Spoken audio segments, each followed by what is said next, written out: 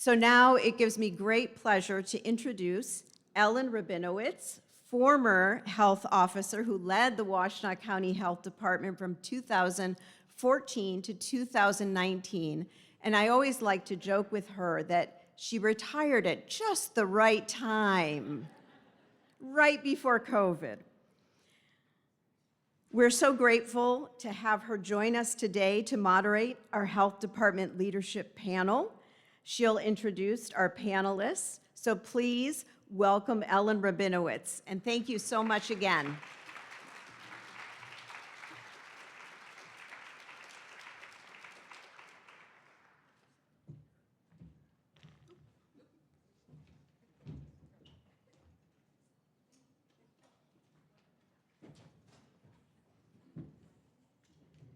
Thanks, Jimena. Are you coming up? Yeah, come on up. And as you're coming up, I'll just say thank you to Jimena.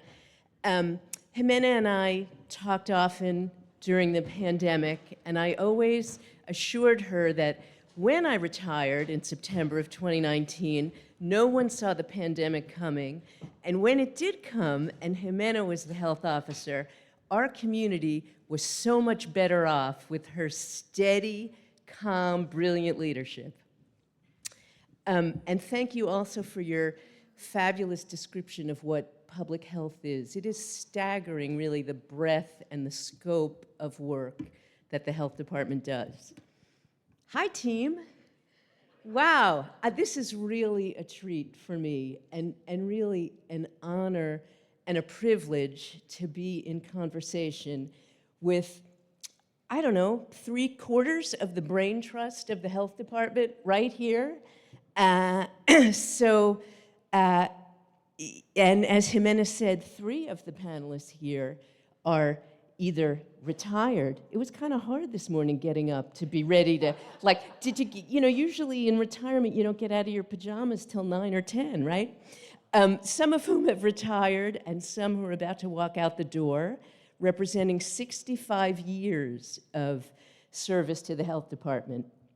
I'm going to let you introduce yourselves one by one, but I'm going to introduce you first as we go. So we'll start with Charles, who just retired as the Community Health Promotion Supervisor.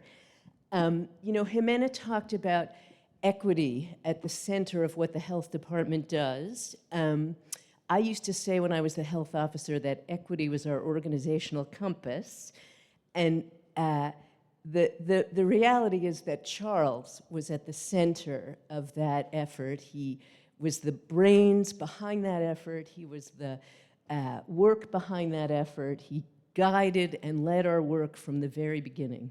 So, Charles, introduce yourself. How long did you work at the health department?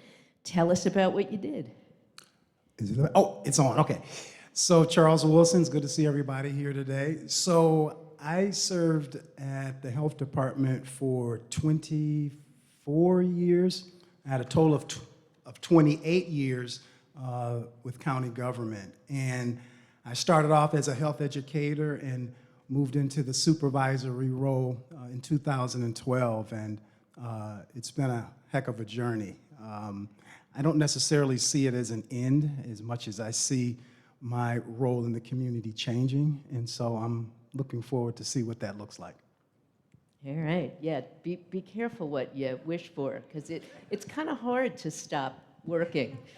All right, moving on. Charlyn is the one person on this panel I did not work with, although we did discover that we were at the same vaccine clinics at EMU early in the pandemic. Charlyn is the health department's first health equity manager and joined the health department team during COVID, helping to coordinate community testing, vaccination clinics, vaccine ambassadors, and more. And then she launched and supervised the Healthy Neighborhoods team. I really want to hear about that, where community health workers and health educators help community members access resources, support, and care.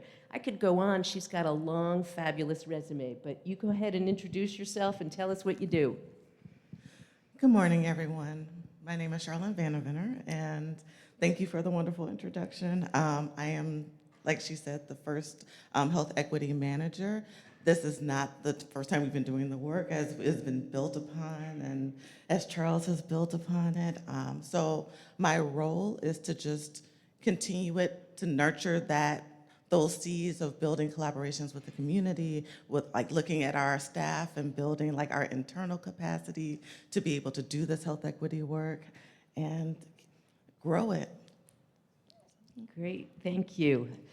All right, Laura Bauman, retiring in November after 27 years of service as the Epidemiology Manager at the Health Department.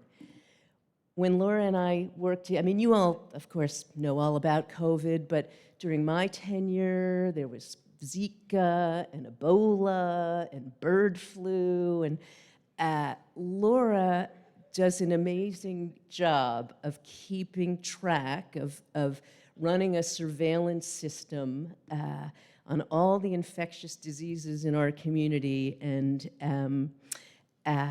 just an exemplar epidemiologist that people all over the state, health departments all over the state, look to for guidance. So Laura, introduce yourself. Thank you, Ellen. So good to be here. So as Ellen said, I've been working with the county for 27 years. And actually the first 2 years that I worked with the county, I was a public health nurse. And so I'm very proud of those 2 years as working as a maternal child public health nurse. That really informed so much of what I did then.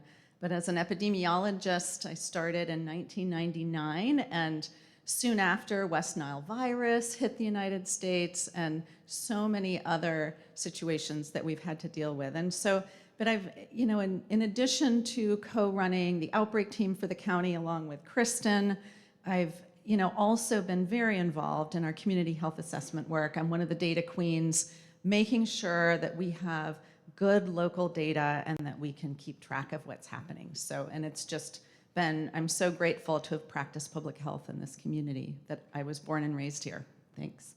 Thanks. All right, moving on to Kristen Schweighoefer, who is not retiring anytime soon, as far as I know. Kristen runs the health department's environmental health division, which, as she'll describe to you, does everything from food inspections, well and septic, tattoo parlor inspections. Environmental health is the regulatory arm of the health department, and Kristen is an amazing director of that.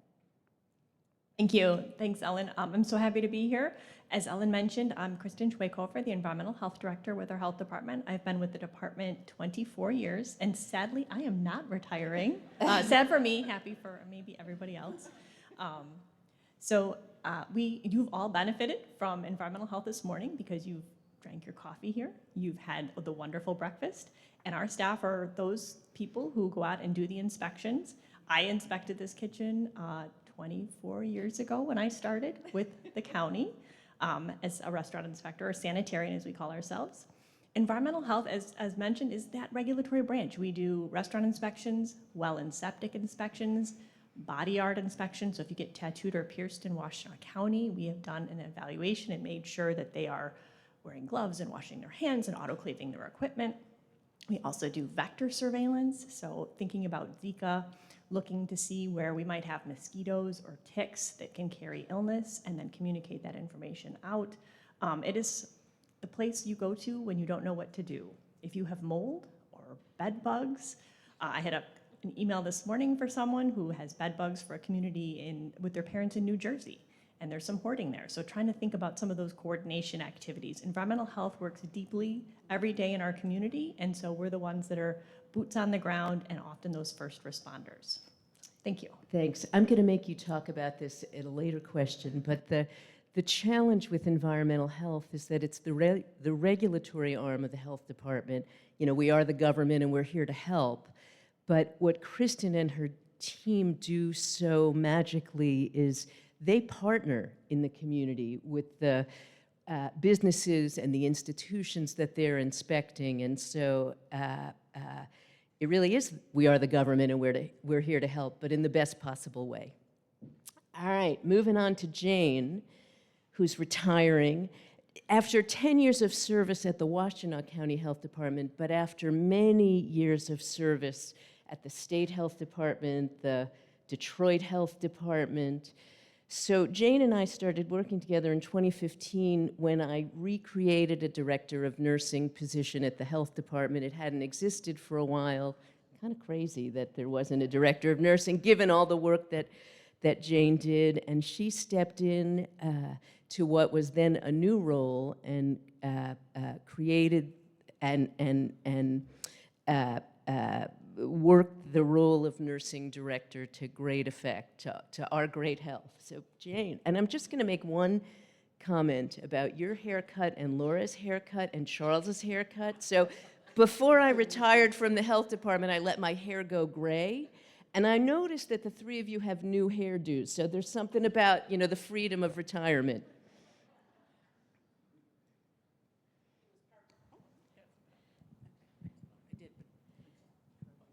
Hello? Okay. I have a big mouth. I usually don't need a microphone, but good morning, everyone. So happy to be here.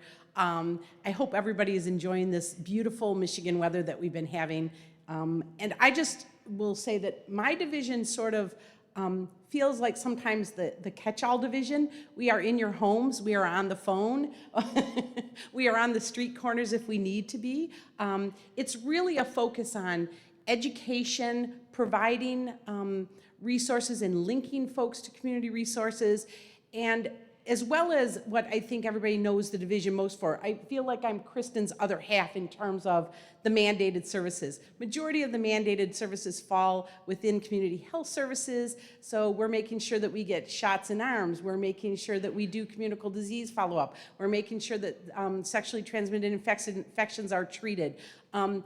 But it's so much more than that. It really is trying to provide to the residents of the county, because most of our clients are sort of a one and done when we see them in the clinic, right? So how can we provide the greatest number of services and if you will, do a mini assessment, take a peek into their life to figure out what else we could possibly help them with, because we know that so many of our residents need so much more than just that flu shot or just their tetanus shot or just their treatment. So I would say that our division and what I've been tasked with over the course of the years is figuring out how to expand those community health services to a wider range of individuals. Because I think no matter your socioeconomic status, no matter what part of this county you live in, you have needs. So I'm very happy that over the course of the last 10 years here with the health department that we've been able to really look at the needs of the county residents and expand on those as much as we can and provide the highest level of service that we can to meet the needs of the individuals. So all of you that live in Washtenaw County know that we're on the case. Absolutely, and if you haven't gotten your updated COVID or flu vaccine, now is the time to do it. Thank you, Jane. Finally, certainly not last but not least, is Juan Marquez, the Health Department's medical director. Juan began his tenure right as I was departing. I'm going to let Juan describe what he does as our medical director, but let you know that he doesn't just work in Washtenaw County. He's also the medical director in Livingston County. He also teaches classes at the U of M School of Public Health. He is a busy man. Hi, everybody. My name is Juan. I'm the medical director. I started in 2019, so about 6 months before the pandemic, along with Jimena. So, I think you might be asking, what does a medical director do? Because everybody does a lot here. A medical director really, so if we think of our community as our patient, right? So I provide medical services for our community, right? So I oversee all medical activities for the health department. So for example, we provide a lot of immunizations. So I will work with our immunization nurses to write the standing orders. We did a lot of testing during COVID, so I wrote the standing orders to do that testing. If anything kind of strange came from that, I work with the labs. So in 2022, when we had this Omicron, our hospitals were being filled to capacity, so I worked with St. Joe's and our HVA paramedics to stand up a monoclonal antibody clinic in a matter of about 4 weeks that we ran to help people stay out of the hospital. So I have the opportunity to work with everybody here and really provide, I think, more of a consultation role when things are, sort of medically tricky. Yeah. Fabulous, thank you. All right, I'm going to open it up. We don't have to go down the line. You can jump on it, whoever wants to go first. So since the time you first started working at the health department, what are some of the biggest changes that you've seen? I'll start. So when I started, this whole idea around equity was very new. In fact, we didn't even know how to define it as a public health practice or what it meant in terms of our service delivery and interaction with community members. But as time went on, we started to define what it meant for our community. And let me say, it wasn't easy, and it hasn't been easy. We struggled through how to really operationalize equity internally and externally. And I think that's a journey that we're still on. But I remember when there was a time where there were just, even our language was different in terms of how we defined our work, and using words like equity and black and white as it relates to people. And that has been, I think, to be honest with you, that's what I'm most proud of in terms of my tenure at the health department, that we've normalized a lot of these terms, and we haven't been afraid to address them. Thanks. I'm glad to hear you say you're proud of that. Charles has an incredible humility, and there's a lot around the equity work that you have to be proud of. All right, anybody else? What kind of big changes have you seen? I'll say from an environmental health standpoint, there's many things that haven't changed, right? We're still doing restaurant inspections, we're still doing well and septic inspections. But I think over my time, we've seen how the environment impacts our health. And I loosely define environmental health as everything outside my human body is my environment, and it's how that impacts my health. So that is the air we breathe, the water we drink, the food we eat, and our surroundings. And we're seeing things like PFAS, understanding how vectors come into our environment and can transmit disease, and microclimate changes where now that mosquito that maybe only made it as far north as Ohio is starting to creep up into Michigan, bringing new diseases with it. So I think all of those small changes and some big changes are really changing the landscape, because we're also doing all of those core services, but there's just more to it, right? Now these PFAS investigations, we started with parts per million of what a chemical might be to impact our health. Now it's parts per billion and even parts per trillion. So very small amounts are impacting our health, and we're having better tests, which means more data, which is great, but that also means more things that we need to do with that data and more work to be done to protect public health. Yep, certainly, the impact of climate change on human health is real, and someday maybe the health department will have the resources to respond to that. Anybody else? Big changes you've seen since you started?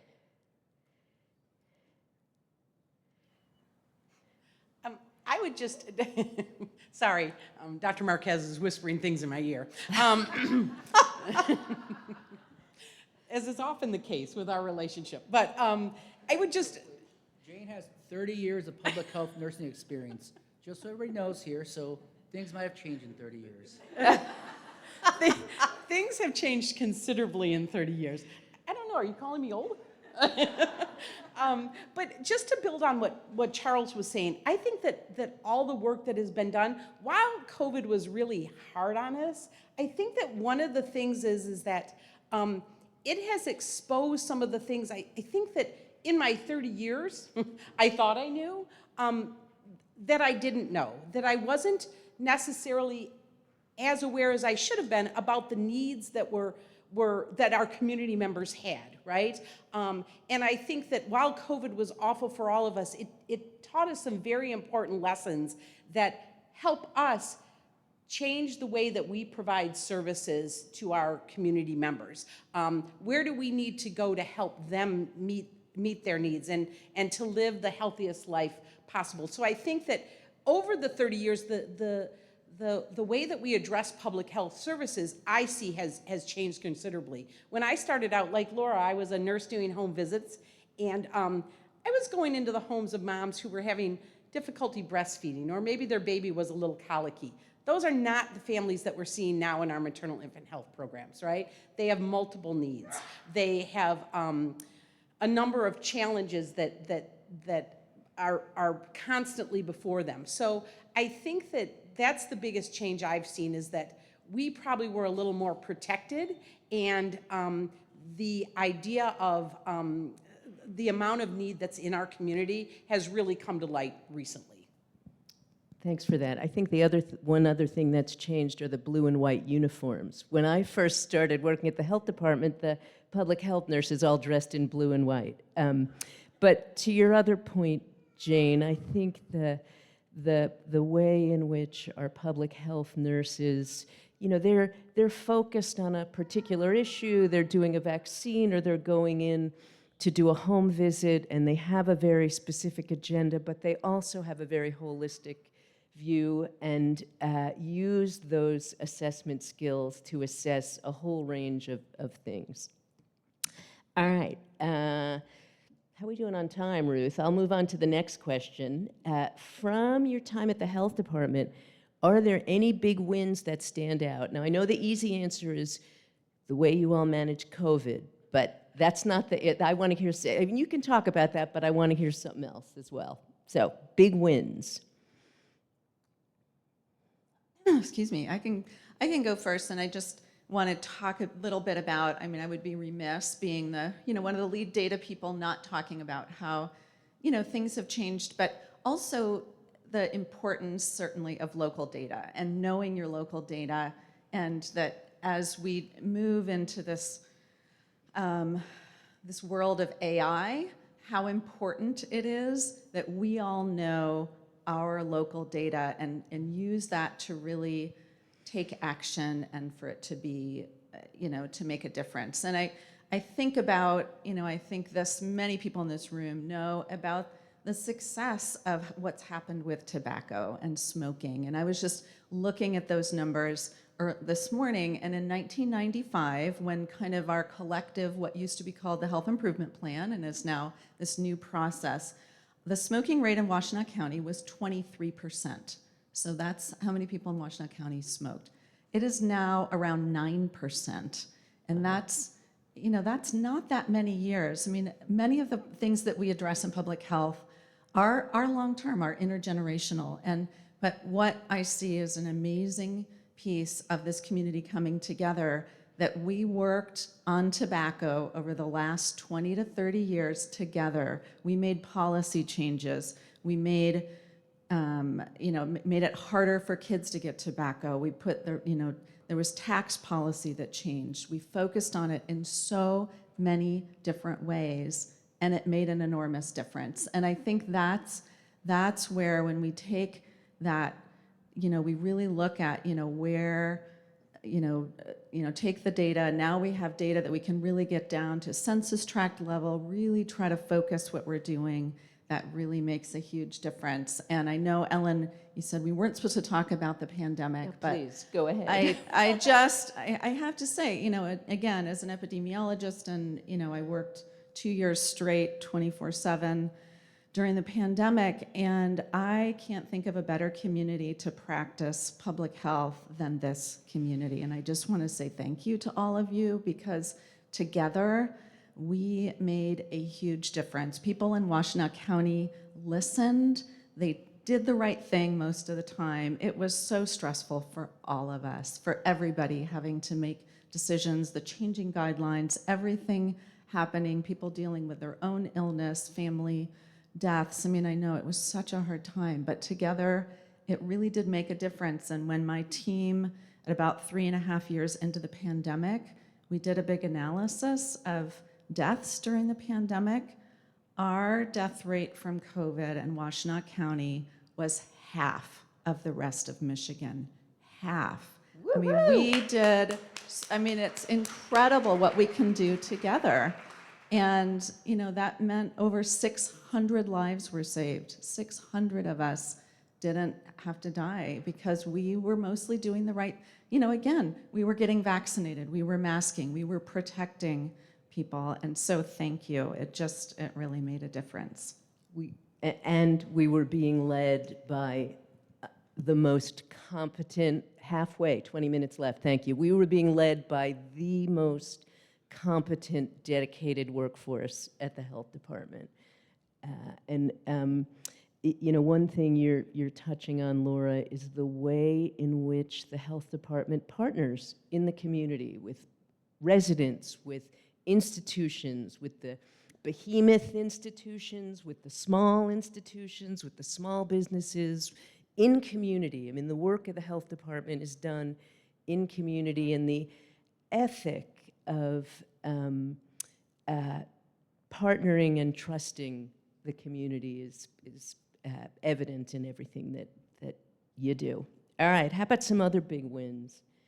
Kristen, I want to talk about, it was a small win in a sense, but it was a big win. When I was the health officer back in 2016, at the very beginning of the Trump administration, when then President Trump was rounding up immigrants all over the county, we had a lot of, our restaurant inspectors were going into restaurants, inspecting restaurants where there were many immigrants working in the kitchens. And of course, they were afraid, as ICE was rounding people up and attempting to deport them, that the health department would come in and be an arm of ICE. And Kristen and I worked very hard to assure the restaurant owners that we were not an arm of ICE, that we needed to go in and inspect the restaurants. Your team prepared information and documents. And while that was a small win, just in terms of the focus of that one program, it really was a large win in terms of the health department's credibility in the community. I don't know, do you remember that? There are many other big wins, but... Yeah, thanks.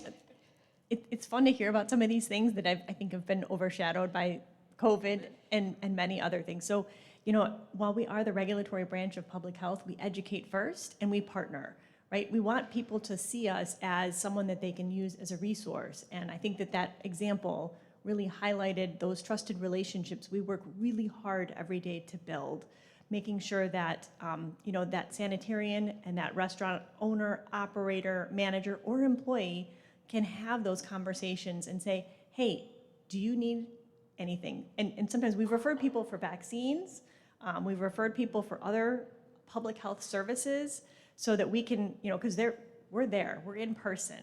They're able to see us, we're a real person to them, we're not some mystery behind, the wall or what have you, and are then able to hopefully not only provide the education about restaurant inspections and hand washing and all of those really important things, but also realize that we provide many more services, and we are there to help. Right. Thank you. And on the restaurant inspections, this is both an environmental health win and a data win. So we now publish the restaurant inspections. Early in my tenure as the health officer, people would say to me, "Can I eat at this restaurant? Like, what do you know about it?" And like, I'm not, I'm not going to say. But now you can actually go online and. Can I speak to that? So please do. One of the things that's changed and that I think is fascinating. So we do put all of our restaurant inspections online. You can look them all up from your phone. Just Google restaurant inspections Washtenaw County. When I started with the county, there was an employee from the Ann Arbor News. It was a real paper that came out every day. Boy, you've been working at the health department a long time. A minute. And we would put all of our restaurant files in a box. And there was an employee that would come, and I think once a week, they would literally hand type all of our paper written reports into their computer, and then they would publish excerpts of those in the newspaper. And it was like their most popular column. And so, the paper went away, and we were able to publish those reports online so that people have access. And, you have access at 7 o'clock at night when you're walking down Main Street, and you're able to decide if this restaurant is somewhere you want to eat or not. So Charlyn, not to put you on the spot, but while we're thinking about big wins that stand out, I would love to have you talk about the healthy neighborhood teams, which I think is a really great example of public health working in the community. I would love to talk about healthy neighborhoods. That was a it is so important. I think one of the big changes that I've seen just in public health over the years, I came to Washtenaw County in 2020, but I've worked in public health for a while, is that the way that we practice is now different. The problems that we're trying to address in order to really look at equity isn't just, okay, well, we're going to go and fix this one problem. We're going to go and look at this specific disease. We have to look at our communities. We have to look at our neighborhoods. We need to look at what's causing those root causes of inequity. So we have to call racism out and things like that. After we went through COVID and still feeling it, I think COVID really exposed all of the different cracks of inequity within our community. And so the Healthy Neighborhoods program was a way of trying to bridge those cracks, as opposed to saying okay, well, medication compliance. Well, medication compliance means, how do we help our community get to the doctor? How do we look in and make sure that everyone feels safe? How do we make sure that we're helping people with the conditions that are preventing them from living a healthy life? And so having this group of community health workers who were so dedicated and will come in and learn so much about the resources and things like that, to be able to walk a client through all of the different hoops that we have in order to navigate access to care. It was just so important. It was timely and essential, because again, we can't just address a health condition without going and looking at what are these determinants of health that are really affecting the way people are able to access that. So it was a wonderful, and I'm just gonna gush about them. They're amazing. The community health workers did so much, and I'm so proud. Great, thank you. All right, before we move on, Jane or Juan, anything you want to add to biggest wins?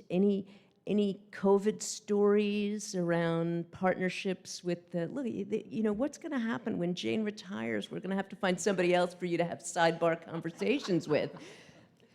That's part of the interview process. Yeah, No, so we were just talking about, one of the things I think that was, it's been a big challenge, but a big win is really when people hear of tuberculosis, they think that's not here, that's not in the U.S., that's somewhere else. The reality, it's not, right? We have many cases of tuberculosis in Washtenaw County, in Southeast Michigan. And so, we had, I think, one particularly challenging situation where, if you think of tuberculosis, many times it's, risk factors would be somebody who's older or somebody who's coming from, particularly another country. And so, we had an individual who was infectious for probably, since after treatment, 6 to 8 months, right? And I think that, when you think about sort of managing a patient, it's not just, stay home. It's, well, how do we, you're working, right? We got to make sure that we can, help you with your salary. How do we help you with lodging? Are there other people in the house? Are there, what testing we have to do? So, it really was a big challenge for our nurses to be able to kind of wrap their heads around this particular patient, but also all the other cases that sort of resulted from this index case. And so I think, it ended up taking over a year and a half, and, it resulted in over probably 200 plus exposures, resulting in probably another 4 or 5 cases, another infectious cases, probably another 10 to 20 sort of latent cases of tuberculosis. And so, I think that it really was a very, very involved case. But I think that our nurses are all very dedicated, very good at what they do.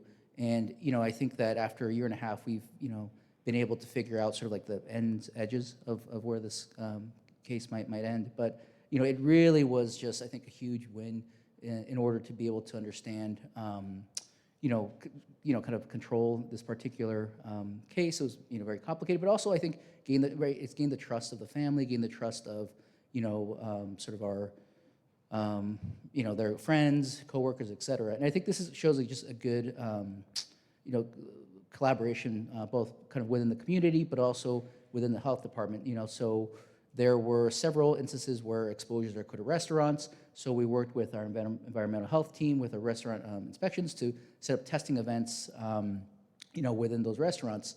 We worked with the city of Ann Arbor to close down a particular section of the street to be able to hold a testing event. And so I think that this really shows the collaboration that we have both kind of internally and externally as well. Great. All right, you started down this path at the beginning of your anecdote. Let's think about and talk about some of the biggest challenges in public health today. What do we need to be thinking about, preparing for? I mean, obviously, the next pandemic, but... Yeah, we have to be preparing for what's around the corner. I think that one of the biggest challenges, this is not going to be a surprise to anybody, but funding for public health programs and services, even from the federal level, right? There's just not enough funding that would allow us to be, we still as a health department, as great as we are with our data, as great as we are with trying to be proactive, we still have to very often be reactive in our response to things. And the nature of public health is always going to be that there's some reactive pieces, but there's also a lot that we could do to be proactive, because public health is not just the mandated services. Public health is a whole lot of other parts and pieces to keep community members healthy, right? To help them identify their challenges. So I think that, it's the boring answer, it's the typical answer, but I think that the greater the knowledge that people have about the workings of public health, the more advocacy that can happen around funding public health from a federal and state level. Because one of, I think, our greatest challenges is we often, in the public health world, we often talk about these unfunded mandates. What these unfunded mandates from the state particularly mean to us is that we have to devote time and resources to making sure that the work gets done, but without the extra financial support to make that happen. So, I think every one of my colleagues on this on this panel would agree. We identify so many needs, but we are kind of left with figuring out a way to address the needs of our community members. Thanks for that, Jane. I can't underscore your point that public health is grossly underfunded at a federal level, at a state level, and at a local level. I do understand, and I see Commissioner Hodge in the audience, and I think there are probably some other commissioners here, that the county is upping its allocation to the health department this year, and that's a welcome increase, but probably not enough. All right, other big challenges. Certainly funding, I'd be remiss if I didn't say funding is number one. But part of that is because when we do our work, we are invisible, right? Nobody makes headlines of nobody got sick at a restaurant today, nobody got TB today, and that's really the challenge, is the better we do our work, the less people are sick. And so everyone assumes that that's the state that they should be in, right? We want you all to be healthy. And when we're most functional, we're not having these large outbreaks. We're not making headlines. So again, just really trying to make sure that people understand that there is a tremendous amount of work and resources that goes into that state of health. Thank you. All right, we have 5 minutes left, according to our timekeeper. So let's move to our last question. What do you hope to see in the future for public health in Washtenaw County? I hope to see a continuation of this evolution between our public health practice and people in the community with lived experiences. And really embracing the idea of becoming comfortable with being uncomfortable and the work in working with community members, because often, we as human beings, we want to be lauded for the work that we do, and that's just human nature. But often when working with community members, you're not always lauded. Often you're challenged, and you're challenged in ways that don't always feel good. And so I'd like to see us, Ellen, continue to move towards being more comfortable with being uncomfortable in our community engagement in health equity and racial equity work. Go ahead. I think you said it so Ditto. well. Yeah, you said it so well. And so you're right. Like, I think as we're looking, what I want to continue to see is just us continue to just look at public health as it's growing and realizing that we're all in this room, we're all really dedicated and interested and have something to say, that we're all like in this community trying to push forward our health equity goals, try to make sure that we're all as healthy as we can be. And so I think that that's really important. So I just want to use this time to say thank you for being here and contributing to the health of our county. I would say ditto, ditto. The other thing, I think that probably most of us that have been in the field for public health for a long time, I wish that there was some way that we could help fuel a passion for public health work in the workforce in general. I would love to see more nurses come into the field of public health instead of racing off to the ICU. Not that we don't need nurses in the ICU either, but it is an area where I think that it really takes a commitment and a passion, because it's not. I am back to a poipus, yes.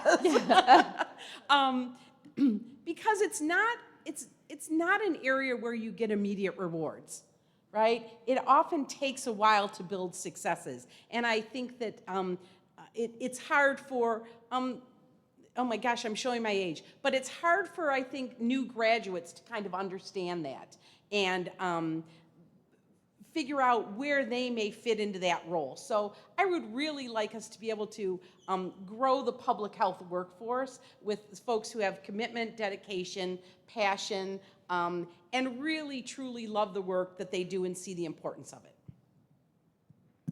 Anybody else before we wrap it up?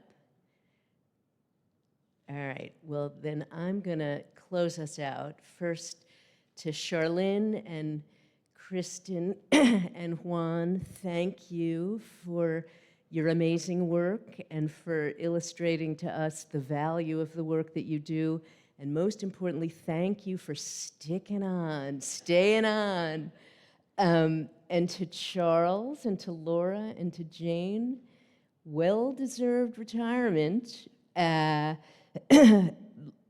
You represent 65 years of work in the public health department, walking out the door by January of 2025. I know retirement for each of you is not going to mean an end to work. It's just going to be a different kind of work. It is going to mean maybe staying in your pajamas and drinking your coffee at the kitchen counter till 9 a.m.